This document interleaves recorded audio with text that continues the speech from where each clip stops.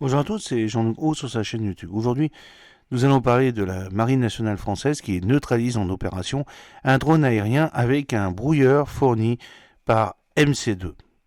La société française MC2 Technologies, spécialisée dans la lutte anti-drone, équipe désormais la Marine nationale française qui vient d'employer avec succès ces solutions en opération à prix mer et marine. Cela quelques semaines seulement après avoir expérimenté le système de MC2 et les avoir jugés suffisamment efficaces pour être immédiatement embarqués. Une nouvelle illustration de la démarche Perseus mise en place par la flotte française afin d'accélérer l'intégration d'innovations et ainsi faire face à l'évolution rapide des menaces. Basé à Villeneuve-d'Ascq dans le Nord, MC2 Technologies a livré à la Marine nationale ses systèmes Neptune et Mages qui permettent de disposer d'une solution de brouillage mi-bode, radiofréquence et satellite.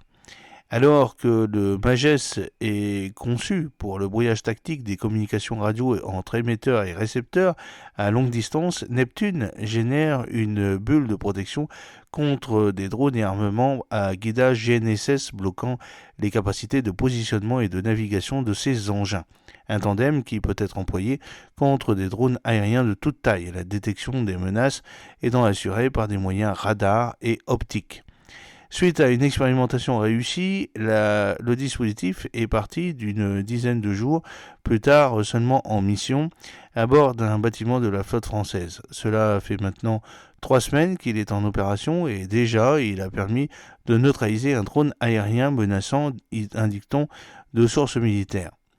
Celle-ci ne souhaitait pas communiquer le nom du bâtiment et même son type, ni l'endroit où cette action s'est déroulée, afin de ne pas donner d'indication à l'adversaire, sachant que la mer Rouge n'est plus aujourd'hui la seule zone où sévit la menace drone. Les essais ont été suffisamment probants pour le faire partir immédiatement après l'avoir fait expérimenter, explique un officier, qui souligne que cette rapidité d'exécution est désormais possible grâce à la démarche Perseus de la Marine nationale qui vise à permettre aux militaires de tester eux-mêmes en conditions réelles durant une opération ou un exercice de préparation au combat des innovations prometteuses issues des laboratoires d'expérimentation des forces marines et de l'industrie de défense. Cette approche en boucle courte permet d'accélérer l'emploi et l'intégration de nouveaux systèmes tout en répondant très rapidement à des besoins opérationnels. C'est une manière de faire face à l'évolution rapide des menaces certaines, comme les drones. De la même façon, la Marine nationale avait déjà intégré cet été le système de l'orage et de brouillage Skyjacker de Safran, qui modifie notamment les signaux GNSS pour tromper les drones sur leur localisation à un équipement léger et amovible qui peut être facilement embarqué et débarqué comme les équipements de MC2. De là, il devient possible de combiner diverses solutions. Cela permet de couvrir différents domaines de vulnérabilité des drones. Ils peuvent s'adapter en permanence à l'évolution de la menace que l'on peut contrer avec des systèmes hétéroclites sur étagère un peu coûteux et que l'on va garder le temps qu'ils restent efficaces. Cela peut durer quelques mois ou quelques années jusqu'à ce que les drones disposent eux-mêmes d'une éventuelle parade qui sera à son tour contrée par de nouvelles solutions mises sur le marché.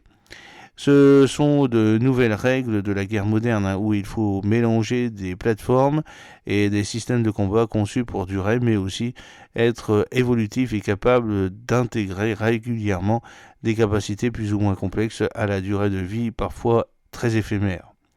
Alors, le déploiement de Neptune et de Mages va en tout cas se poursuivre puisque selon nos sources, 2 systèmes vont être embarqués dans les jours qui viennent au sein d'unités du groupe aéronaval français emmené par le porte-avions Charles de Gaulle.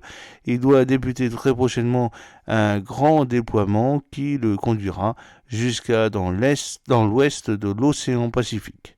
J'espère que cette petite vidéo vous a plu. N'oubliez pas de cliquer sur le pouce pour la promouvoir, de vous abonner si ce n'est pas encore fait et de partager cette vidéo sur vos réseaux sociaux. A très bientôt, fidèlement, Jean-Luc Haut.